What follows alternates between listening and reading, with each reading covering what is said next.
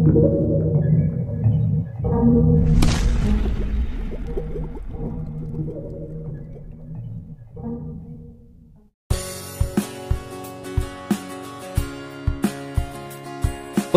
kemacetan yang terjadi di kawasan Pelabuhan Ketapang yang menjadi atensi serius berbagai pihak mulai daerah hingga nasional. Antrian panjang kendaraan masih terjadi di Pelabuhan Ketapang, Banyuwangi. Kondisi ini dipacu oleh dua faktor utama, yakni pembatasan operasional kapal penyeberangan pasca kecelakaan KMP Tunu Pratama Jaya, serta penutupan total jalur Gumitir Jember yang berdampak langsung pada lonjakan volume kendaraan logistik. Kemacetan tersebut diperparah oleh kebijakan yang mengharuskan 15 kapal jenis Leading Craft Tank atau LCT di Pelabuhan Leading Craft Mekanis Ketapang melakukan pemeriksaan atau docking. Akibatnya, belasan kapal LCT tersebut harus berhenti beroperasi dan hanya menyisakan 2 kapal LCT yang bisa beroperasi pada Senin 14 Juli 2025. Setelah sedikit terurai dan arus lalu lintas kembali normal, kepadatan kendaraan kembali terjadi karena pada Selasa 29 Juli 2025, operasional Pelabuhan Ketapang ditutup selama sekitar 3 jam karena cuaca buruk, yakni angin kencang dan gelombang tinggi. Keesokan harinya pada Rabu 30 Juli 2025, penutupan kembali dilakukan dengan penyebab yang sama. Hingga Jumat 1 Agustus 2025 dini hari, peningkatan volume kendaraan baik pribadi maupun logistik jadi penyebab antrian mengular di Jalan Raya Tanjung Wangi, jalan yang jadi salah satu akses vital menuju dermaga penyeberangan Jawa Bali. Setelah semua kejadian ini, barulah semua orang mempertanyakan kenapa pemerintah tidak membangun jembatan yang menghubungkan Pulau Jawa ke Bali. Meski pertanyaan ini sebenarnya sudah terlambat, yang beberapa tahun lalu sudah diusulkan, tapi mendapat penolakan dengan berbagai alasan. Ini baru tahu pentingnya jembatan setelah adanya kejadian tersebut. Pembangunan jembatan yang menghubungkan Pulau Jawa dan Bali sebenarnya telah menjadi wacana sejak lama, namun hingga kini belum terrealisasi. Berbagai alasan baik dari segi teknis, ekonomi, maupun budaya menjadi faktor utama di balik ketidakrealisasian proyek ini. Masyarakat dan pemerintah daerah Bali memiliki pandangan yang kuat mengenai hal tersebut. Faktor budaya dan kepercayaan masyarakat Bali, khususnya umat Hindu, menjadi salah satu alasan dominan penolakan terhadap pembangunan jembatan ini. Kepercayaan bahwa laut harus memisahkan kedua pulau tersebut diyakini dapat menjaga budaya dan spiritualitas masyarakat Bali. Selain itu, tantangan teknis dan geografi di Selat Bali juga menjadi pertimbangan serius.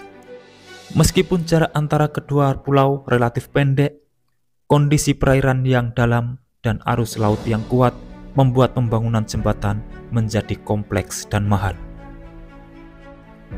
Dari berbagai alasan, berikut ada 3 alasan yang kami kumpulkan, yang mana salah satu alasan tersebut ada yang tidak masuk akal. Yang pertama, alasan budaya dan kepercayaan adalah yang paling kuat. Kepercayaan masyarakat Bali menganggap bahwa Pulau Bali harus dipisahkan dari Pulau Jawa secara fisik dan spiritual oleh laut. Hal ini bertujuan agar pengaruh negatif dari luar lebih mudah dikendalikan, menjadikan laut sebagai pelindung alami bagi budaya dan spiritualitas di Bali. Pertanyaannya, jika takut terpengaruh negatif dari Jawa, lalu bagaimana wisatawan luar negeri yang berbondong-bondong datang ke Bali? Apa tidak ada pengaruh negatifnya? Tolong dijawab sendiri. Mari kita lanjut. Masyarakat Bali tidak menolak pembangunan infrastruktur modern, namun mereka khawatir akan ancaman terhadap adat dan tradisi. Keyakinan bahwa bangunan tidak boleh lebih tinggi dari pura atau padmasana juga menjadi pertimbangan. Sedangkan jembatan yang melintasi Selat Bali harus dibangun cukup tinggi untuk mengantisipasi ombak besar yang bertentangan dengan keyakinan tersebut. Menurut pandangan kami, memang harus tinggi untuk membangun jembatan yang menyeberangi laut. Akan tetapi jika dipikir secara logika, tingginya bukan berada di Pulau Bali, melainkan di tengah laut. Sebagai contoh nyata adalah jembatan Suramadu. Tingginya berada di tengah laut, bukan di Madura dan bukan pula di Surabaya. Lagi pula, jembatan jika tingginya di ujung pasti kelihatan aneh. Di mana-mana jembatan tingginya di tengah, bukan di ujung. Di mana itu berada di tengah laut, bukan di Jawa maupun di Bali. Alasan berikutnya adalah alasan teknis dan geografi. Selat Bali dikenal dengan kondisi ombak yang tinggi dan arus laut yang cukup deras, sehingga pembangunan jembatan di area ini menuntut teknologi canggih dan struktur yang lebih kuat. Kondisi geografi perairan yang dalam, arus laut yang kuat, serta potensi gempa dan tsunami menjadi pertimbangan serius dalam mendesain struktur yang aman dan tahan bencana. Alasan ini lebih masuk akal dibandingkan alasan sebelumnya, mengingat Selat Bali memang kuat arusnya, jadi harus difikirkan konsepnya seperti apa untuk membangunnya jika memang akan direalisasi. Alasan yang terakhir adalah alasan ekonomi dan prioritas pembangunan.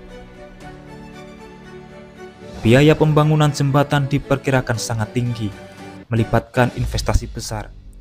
Pemerintah Kabupaten Jembrana Bali pernah menyatakan bahwa prioritas utama adalah peningkatan infrastruktur jalan lokal, bukan pembangunan jembatan. Alih-alih membangun jembatan, pemerintah setempat ingin agar infrastruktur di Jalan Gilimanuk ke Denpasar lebih diprioritaskan. Menurut kami, prioritas pembangunan jalan lokal Bali memang sangat dibutuhkan. Akan tetapi itu kan prioritas pemerintah Provinsi Bali. Sedangkan jembatan Jawa Bali tentunya pasti prioritas pemerintah pusat, bukan lagi provinsi. Setelah terjadi kemacetan parah di Pelabuhan Banyuwangi, kini anggota Komisi 6 DPR RI M. Nasim Khan kembali menyoroti pentingnya pembangunan jembatan penghubung antara Banyuwangi Jawa Timur dan Gilimanuk Bali. Menurutnya, proyek strategis ini layak dikaji ulang mengingat besarnya dampak positif yang bisa ditimbulkan dari segi ekonomi, transportasi, dan pariwisata nasional. Meski bisa dibilang untuk mengkaji ulang saat ini itu sudah terlambat, mengingat kemacetan parah sudahlah terjadi. Seperti diketahui, wacana pembangunan jembatan Jawa Bali ini pertama kali dilontarkan oleh Bupati Banyuwangi pada tahun 2016 silam dengan tujuan memperlancar arus logistik dan pariwisata. Gagasan ini kembali mencuat pada tahun 2023 ketika Komisi 5 DPR RI mendorong adanya studi kelayakan resmi sebagai kelanjutan dari pembangunan tol Probowangi-Singaraja. Namun penolakan terus datang dari pemerintah Provinsi Bali serta sejumlah tokoh adat dan keagamaan Hindu. Mereka menilai keberadaan jembatan akan mengganggu keseimbangan budaya dan nilai spiritualitas. Karena Pulau Jawa dan Bali secara mitologis diyakini harus tetap dipisahkan oleh laut. Secara keseluruhan, meskipun ide pembangunan jembatan Jawa Bali telah muncul sejak tahun 1960-an, penolakan kuat dari masyarakat dan pemerintah daerah Bali terutama terkait aspek budaya dan kepercayaan, ditambah dengan tantangan teknis dan pertimbangan ekonomi, menjadi alasan utama mengapa proyek ini tidak pernah terrealisasi. Lalu apa solusi untuk memperlancar arus mobilitas Jawa Bali jika tidak mau adanya jembatan? Sudah pasti solusinya adalah harus ditambah lagi kapal penyeberangan Jawa Bali, supaya tidak ada ketersendatan arus penyeberangan. Tentunya dengan armada yang baru, bukan yang tidak layak operasi. Memang untuk menambah armada kapal baru membutuhkan dana yang sangat besar. Akan tetapi bisa bandingkan mahalan mana dana membeli armada kapal baru atau dana membangun jembatan. Jika mahalan membangun jembatan, maka belilah kapal penyeberangan baru. Atau jika mahalan membeli kapal baru, maka bangunlah jembatan.